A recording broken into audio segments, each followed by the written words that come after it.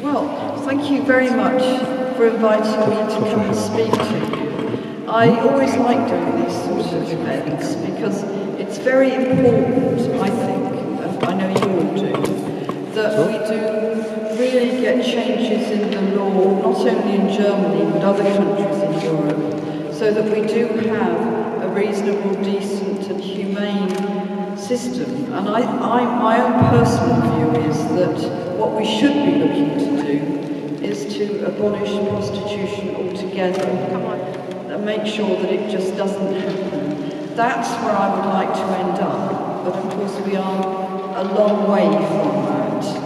And as you all know, probably more than I do, there are various views across Europe about prostitution and about how you should regulate it, if at all, what the law should be and what the law should aim to do. And what I've been asked to do in this talk to you is go through the countries in the EU and other parts of Europe and explain the systems that exist there, and so that we can all get a picture of what happens and what needs to change.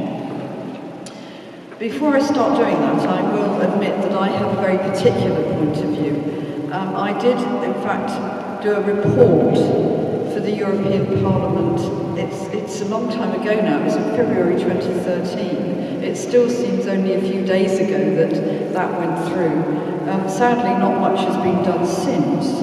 But my report was very clear that what we should be aiming for is the Swedish model, the Nordic model, whereby it is the buyer of sexual services who in almost all instances is a man. Prostitution is men or women. There is a little bit of same-sex prostitution, but very little indeed. So that was my report. So that's very much the position I'm coming from. But I know that's not what the law is here in Germany, and it's not what happens in many other parts of Europe. And it's essentially a neoliberal case, which says basically that people can do what they choose to do, and therefore prostitution is a choice, and if women want to do it, fair enough. And against the idea that prostitution is exploitation of women, and prostitution, and some people believe this, and I do in most cases actually, that prostitution is violence against women. It violates women's own agency to carry out her life and do and her own body, and it's a form of sexual violence. And we know that actually women in prostitution do face extraordinary levels of violence. I mean, it's something which isn't talked about very much, but women in prostitution face violence from those who pay for their bodies, and actually also more generally from society.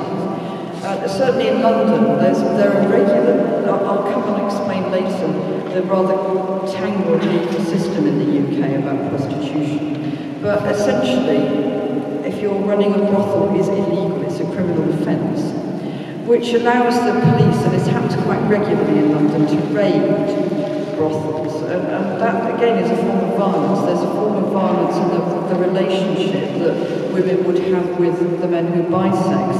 And there's also a much wider social violence against women in prostitution. And there's this whole question of choice, which I do want to talk about briefly now. So, prostitution is not a lifestyle choice. There have been various television programs and things in magazines making it out to be something that women choose to do and they have a great time. And that's just not the case for the overwhelming majority of women in prostitution. A lot of them are actually trafficked from other parts of Europe. The EU has and one of its officials who is a coordinator working against human trafficking, and has produced a lot of good work and a lot of statistics. And over 85% of those who are trafficked into Europe are trafficked for sexual exploitation, and most of them are women. So human trafficking is very much part of prostitution. And not surprisingly, in countries where prostitution is legal, rates of human trafficking are higher, because it's obviously easier for traffickers to bring people in to countries where the law helps them than to go to countries where it's difficult. I mean, human trafficking is a criminal offence in every European country, but of course, if prostitution is legal, that makes the end of the trail much easier to deal with. So there's an overwhelming majority of women in prostitution who have been and are victims of human trafficking. There's also a high number, and it's difficult, as with a lot of this, to find statistics on it, but there's a high number of women who have suffered from sexual abuse of one form or another, and that's really very prevalent. None of these women obviously choose to do it, and I've actually, and over the course of working this, writing my report and after, I've met quite a lot of women in prostitution, quite a lot of survivors, and some women who claim that they chose to do it. And even those who claim that they chose to do it seem to have some sort of background of abuse. And I have yet to meet a woman who, like us, who said, right, I'm going off to work in prostitution. That's my career choice. It just doesn't happen. And I think the real test of this is, I'm sure a lot of you have got daughters. And if you or any other woman, daughter came to you or to her mother and said, when I grow up, I want to be a prostitute.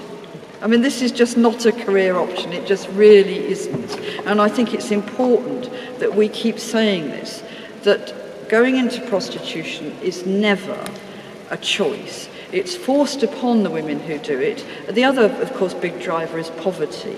But it's forced upon women in various ways. And it's not a lifestyle choice, it's not a career choice. And those women in prostitution would, on the whole, not every one of them, but on the whole, women in prostitution want to get out of it. So that's us opening into the debate. And we need to, I think, look at it in those kinds of terms, and how we're going to change the laws, if indeed that's what you want to do, and how it works, and learn from other parts of Europe, because there are very different forms and laws about prostitution in other European countries, which is why it makes having a common EU protocol on prostitution actually very difficult. We couldn't do it anyway because law and order issues are actually done, as you all know, at member state level.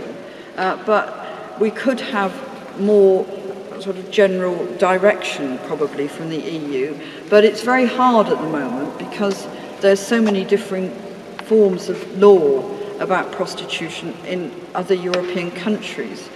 But that's why it's important to do what you're doing and come together to change the laws in your own country, because that's what you can do.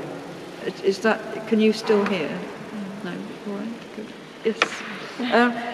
If we move on to what happens in other countries, I have talked briefly, and we'll start with this, which is the abolitionist model, which is essentially what happens in Sweden and Norway and actually various other parts of the EU.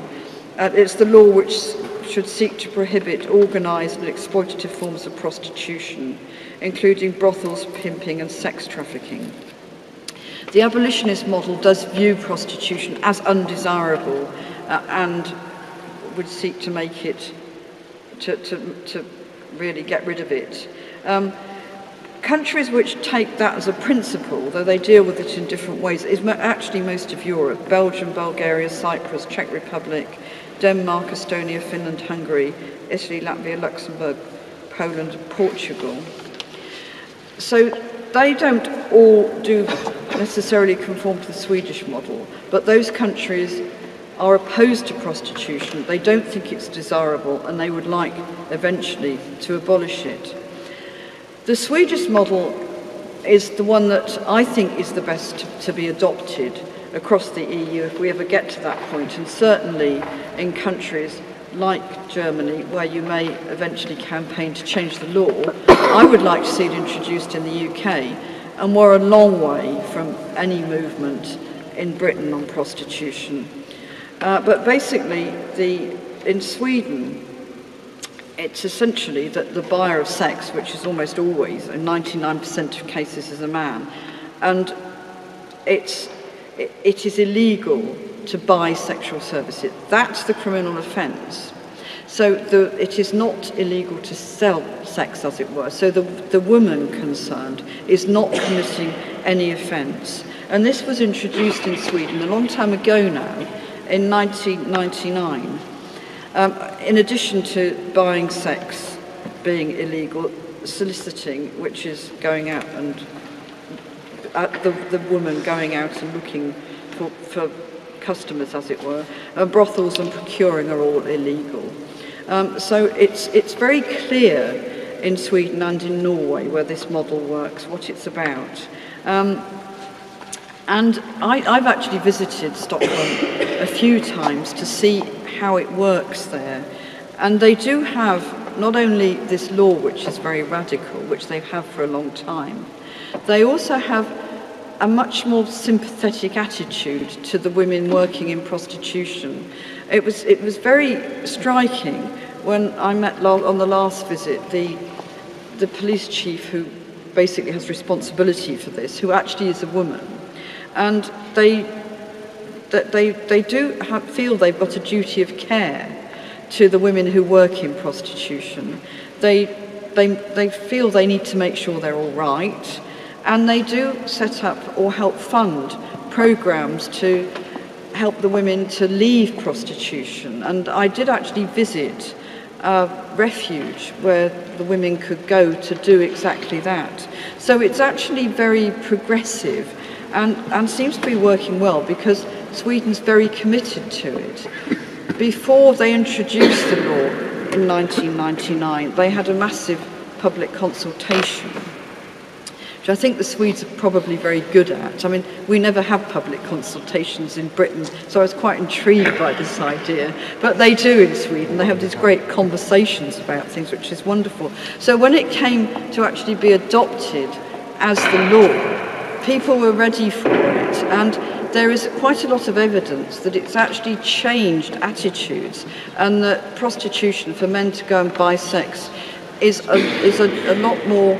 It's just not viewed as a good thing, that attitude has changed slowly over the years. So the male attitude to buying sex from women really is changing significantly, and that's been, I think, one of the real success stories of this. And the number of women in prostitution, street prostitution, has declined. It's gone down by almost half. What has gone up, though, is the whole issue of the internet and prostitution over the internet. This obviously is quite a newish phenomenon, and I don't think anyone really has thought about this very much and how we deal with it, because introducing laws which work on the streets, which are relatively easy to enforce because people are physically there in one space, are a lot more difficult if you've got, whoever it may be, women, pimps, whatever it is, working over the internet. And this is something which always comes up when you talk about the Nordic model. Well, it's all right, they're not on the streets, they've gone underground, they now do it over the internet. That may be true, but I don't think that changes the principle of it, that the way to deal with this is to make buying sex the criminal offence, and not make the woman who is the victim in all of this the criminal. So that's basically how it works in Sweden and Norway. And in France, rather interestingly, France introduced this not very long ago, only a couple of years ago, in 2016, and it's very much along the lines of the Swedish model.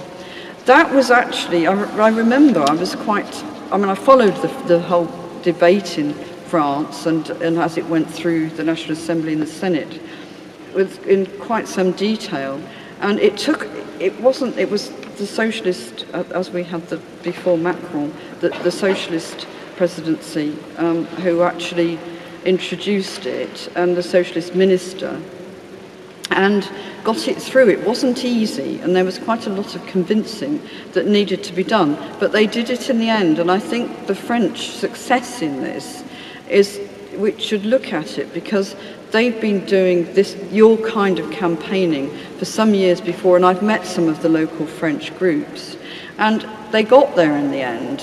When they had a government that was sympathetic, they were able to get the law changed. So it can be done, and I would urge you all to look at France and how it works. So those are the countries which use the Swedish model, where it's the buyer of sexual services who is the one who is committing the criminal offence. Before I go on any further, I will tell you about what happens in Britain. Well, it doesn't happen in Northern Ireland, but Northern Ireland is quite an interesting place, as you're all beginning to realise at the moment with Brexit. Anyway, it doesn't happen like this in Northern Ireland, but it happens like this in England and Scotland and Wales. Prostitution itself is legal. So if you are a woman on your own and you are undertaking prostitution, that isn't criminal. But everything else is. Going out and looking for it, so being on the streets is, or in various forms. It's illegal to be a pimp, and it's illegal to run a brothel. And if you are a woman working with other prostituted women in a brothel, that is illegal. So it's very complicated. It does have some upsides. What it was very helpful for, this particular confusion, was when we had the Olympics in London in 2012, the police just stopped, because, as I'm sure you're all aware, there tends to be a lot of prostitution around major sporting events. Sadly, it's just one of those things that happens.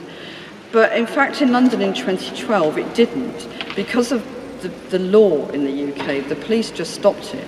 And they'd stopped a long time before the Olympics, just saying, we're not going to do this, and kind of doing whatever they do to find out who might be going to sell prostitution at the Olympics. And they just said, it's a criminal offence, we'll arrest you if you do this.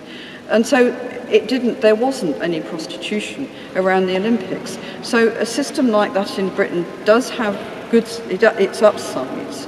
And the other thing that we had to do in the UK, which all EU countries had to do, was to say that it is a crime if a man has sex with a prostitute who has been subjected to force, regardless of the client's awareness of this. So that's in the EU Anti-Trafficking Directive. So that should be enforced in Germany as well, because that's actually European law which says that. So any woman, prostituted woman, who has been subjected to force, i.e. any woman who's been trafficked, it is a criminal offence under EU law to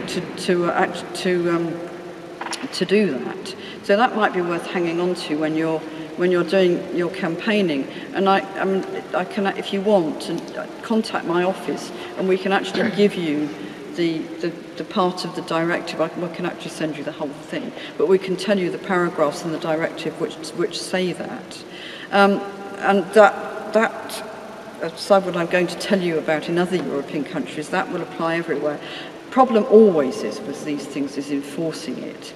I know in Britain it's a bit, that the man has to ask the woman, have you been subjected to force? And if she says no, well, that's fine. I mean, the problem is there's no way of enforcing it, but it is there. So, and I think it's worth knowing that that is there in European law. I can quickly go through other countries.